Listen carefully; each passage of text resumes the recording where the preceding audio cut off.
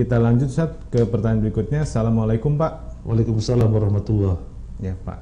Bagaimana jika alasan suami menceraikan istri karena menuruti ibunya nggih?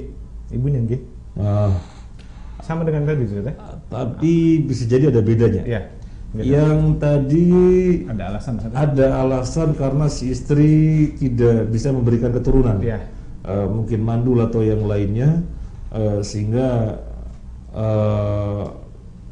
istri harus memahami bahwasanya tujuan pernikahan yang utama, diantara yang utamanya adalah untuk punya keturunan, sehingga harus berlapang dada atau membantu suami agar tetap bisa punya keturunan, menikah dengan wanita yang lain, bukan menceraikannya, karena dia adalah istri yang baik-baik. Nah, kalau ini bisa jadi alasannya apa, Allah alam, tetapi di sini yang ditekankan adalah karena menurut orang tuanya, di mana orang tuanya memerintahkan untuk menceraikan istrinya. Apa dibenarkan tindakan suami menceraikan istri yang semata-mata menurut orang tuanya? Pernah terjadi pada Imam Ahmad, seseorang datang kepada beliau, "Wahai Imam, saya diperintahkan oleh ayah saya untuk menceraikan istri saya. Berarti saya harus menceraikan, wahai Imam?" Kemudian dia melanjutkan alasan. Soalnya Ibnu Umar diperintahkan oleh ayahnya, yaitu Umar bin Khattab, untuk menceraikan istrinya.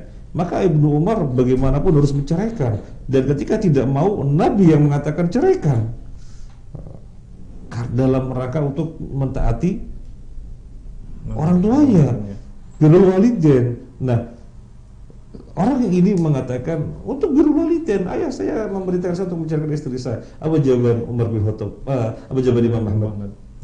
Jawaban Imam Ahmad adalah, kalau ayahmu Umar bin Khattab, ya ceraikanlah. Kalau ayahmu Umar bin Khattab, ya ceraikanlah. Artinya apa? Umar bin Khattab memutuskan agar anaknya berpisah dari suaminya. Pertimbangannya ada unsur duniawinya? Pertimbangannya semata-mata kemaslahatan ukhrawi, karena dia adalah orang sangat soleh sekali, dan kesolehannya nomor 2 setelah Abu Bakar, di mana Abu Bakar pertama dari kalangan Nabi Sallallahu Alaihi Wasallam. Maka Imam Ahmad mengatakan, kalau ayahmu Umar, maka ceraikanlah. Artinya apa? Tidak semudah-mudahnya seperti itu. Meskipun yang memerintahkan menceraikan itu orang tuanya, tidak semudah-mudahnya seperti itu. Pertimbangannya apa? Syar'i apa enggak? Kan begitu. Jangan-jangan tidak syar'i, ya. Semata-mata orang tua melihat menantunya enggak suka. Kenapa enggak suka? Ya suka-suka aja, enggak ada alasan yang jelas. Atau nggak suka karena apa, juga bukan alasan syar'i, maka nggak boleh. Tadi sudah kita sampaikan, la ta'ata fil makhluk fi maksiatil khaliq.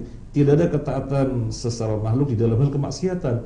Jika wanita ini baik-baik, salihah, kemudian lelaki hanya semata-mata melihat orang tuanya memerintahkan menceraikan, lalu menceraikan, oh tidak bisa. Karena Ibnu Umar akhirnya menceraikan istrinya. Iya, siapa ayahnya? Umar bin Khattab. Sama seperti dengan Nabi Ibrahim yang menyuruh Nabi Ismail untuk menceraikan. Iya, siapa ayahnya? Nabi. Nabi Ibrahim, kan begitu. Ya, artinya tidak bermudah-mudahan, meskipun yang menceraikan, yang menyuruh orang tuanya, itu yang dimaksud oleh Imam Ahmad. Ya, baik. Intervensinya sampai mana sih Ustaz sebenarnya orang tua kepada anaknya, khususnya anak laki-laki, untuk bisa mentaati orang tua perintah? Hukum asal. Iya. Tidak ada intervensi orang tua kepada anak yang sudah menikah dalam rumah tangganya, Ustaz, ya? Dalam rumah tangganya. Coba kita lihat Nabi Sallallahu Alaihi Wasallam suatu ketika datang ke Fatimah, dijumpai Ali tidak ada. Maka Nabi bertanya, mana suamimu? Fatimah menjawab, kami lagi bertengkar. Kemudian Ali pergi. Apakah Nabi bertanya, memang ada apa sih?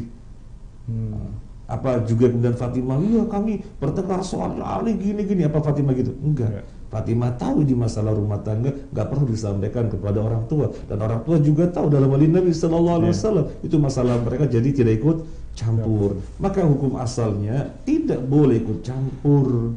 Tetapi kalau ada permasalahan besar yang menyangkut syariat, ya, yang menyangkut syariat, artinya ada penyimpangan yang besar terkait dengan syariat,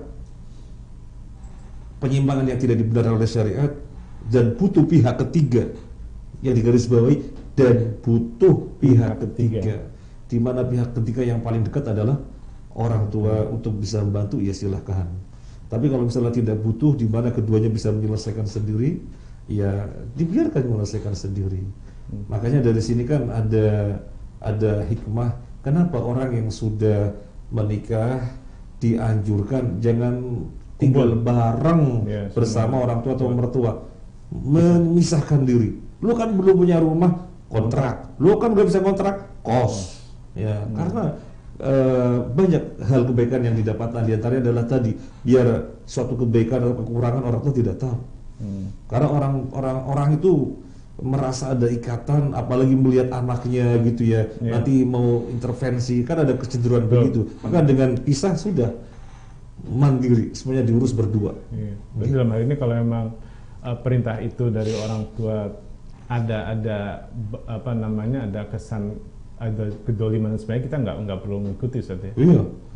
Kan tadi kita sampaikan tidak ada ketaatan sesama makhluk di dalam hal kemaksiatan, di dalam hal kedoliman. Kedoliman bagian dari kemaksiatan. Nah, iya, baik. Jazakallahu khairan Ustaz atas jawabannya.